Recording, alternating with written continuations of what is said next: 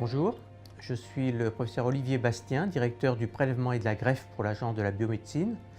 Nous allons parler aujourd'hui de greffe de foie et en particulier de greffe à partir de donneurs vivants. Une greffe de foie consiste à retirer le foie malade d'un patient et de le remplacer par un organe, un foie sain, donc prélevé sur un donneur. Donc on peut subir une greffe de foie en fonction de la maladie dont on est victime, soit un cancer pour un adulte, soit une cirrhose pour un adulte, ou soit aussi une troisième maladie plus fréquente chez l'enfant, qui est une maladie des voies biliaires, des voies qui permettent l'écoulement de la bile. Il y a donc un engorgement du foie par la bile qui ne peut pas s'évacuer.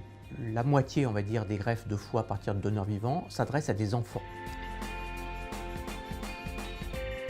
Toute personne qui n'a pas une maladie grave, un cancer, une maladie infectieuse évolutive, peut donner son foie, mais ceci pourra se faire qu'après un bilan médical extrêmement approfondi qui vérifiera qu'il n'y a aucun risque pour le donneur. La loi prévoit que pour être donneur, il faut un lien stable d'au moins 2 ans. La majorité du lien est un lien de parenté et donc il y a une compatibilité du fait de la parenté entre le donneur et le receveur.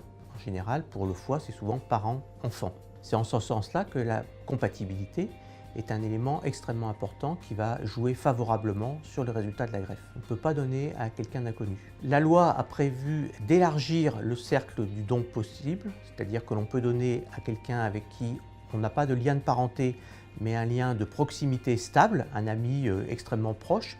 Il faut 2 ans et c'est un magistrat qui établit ce lien stable. On n'a pas, dans ce cas particulier, de compatibilité au sens immunologique du terme.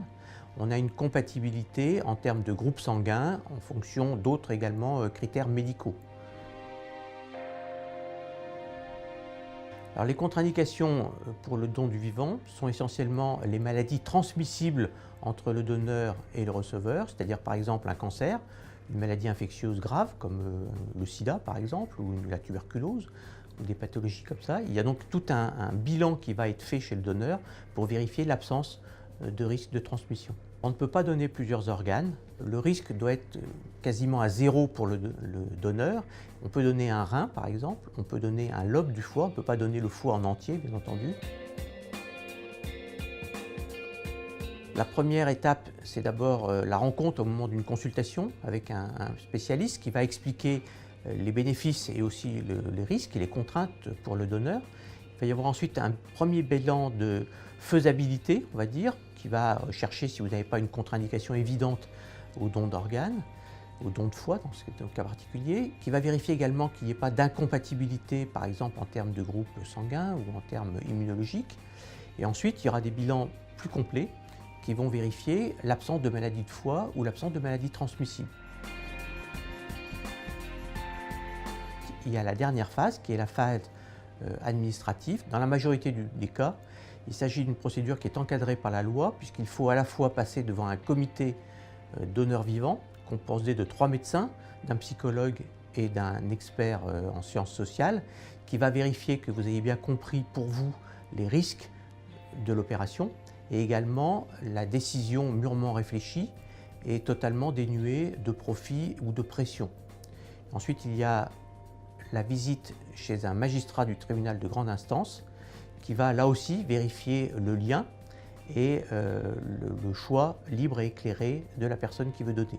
Alors la procédure est assez longue, elle peut durer plusieurs mois, en moyenne autour de 3 mois. Il y a des possibilités de dons en urgence, lorsque la vie par exemple d'un enfant est menacée à court terme et qu'un parent veut donner son foie dans la semaine, ce qui est possible. Il y a donc à ce moment-là une procédure d'urgence exceptionnelle. La greffe donneur vivant est programmée, donc elle se fait sur rendez-vous, si l'on peut dire, à un jour précis, où le donneur et le receveur sont convoqués dans le même hôpital. Le jour de la greffe, le patient est accueilli à l'hôpital comme pour une opération réglée de chirurgie digestive. Il va donc avoir un dernier bilan préopératoire la veille, avec rencontre de l'anesthésiste également une deuxième fois. Ensuite, il rentre au bloc opératoire à jeun le lendemain matin. Son opération se déroule. C'est une opération le plus souvent maintenant qui est effectuée avec des voies d'incision le plus courtes possible pour diminuer le traumatisme chez le donneur. Le foie a plusieurs lobes de taille inégale. Ce qui est prélevé en général, c'est le lobe gauche, c'est-à-dire le lobe le plus petit, de façon à laisser pour le donneur la plus grosse partie de son foie, le foie ayant la capacité également de régénérer en partie. Et donc, au bout de quelques années, il va y avoir une compensation de cette perte de foie qui a été enlevée. L'opération peut durer 2 heures ou 3 heures. Le greffon est immédiatement transplanté chez le receveur, donc il n'y a pas de problème de durée d'ischémie. Donc c'est en général 2 salles voisines l'une de l'autre. Le receveur d'ailleurs commence à être endormi dès que c'est que la chirurgie a commencé dans la salle d'à côté. Après l'opération, le patient va être surveillé de façon intensive dans une unité de soins intensifs, de façon à sécuriser totalement la phase de réveil et la phase post-opératoire, en particulier vérifier l'absence de saignement. Puis ensuite, il passera en service de chirurgie, où il sera surveillé comme pour une intervention classique au niveau du foie. Entre le moment où le patient va rentrer à l'hôpital et le moment où il va sortir de l'hôpital, il faut compter une dizaine de jours minimum dans le contexte français. Comme il n'a pas de maladie, le donneur est quelqu'un de sain, il doit récupérer le plus vite possible. Sa douleur est prise en charge, et ça c'est un point extrêmement important, de façon à ce qu'il n'ait pas mal ni au moment de l'opération, ni après ou quand il va rentrer chez lui. Et ensuite, il y aura des examens qui seront réeffectués pour vérifier l'absence de complications, et bien entendu après l'opération, et avec un suivi régulier, de façon à s'assurer qu'il puisse reprendre une vie totalement normale. Le receveur, lui, peut, comme toute greffe, faire un rejet. Il faut savoir que le foie présente des caractéristiques dites de tolérance qui font qu'il y a moins de rejets en greffe de foie que dans d'autres types de greffes. Au jour d'aujourd'hui, on a tous les traitements pour traiter les formes de rejet aigus, donc on ne meurt plus de rejet aigus après une intervention de greffe hépatique. On peut par contre décéder secondairement de rejets tardifs qui sont liés à des problèmes immunologiques secondaires.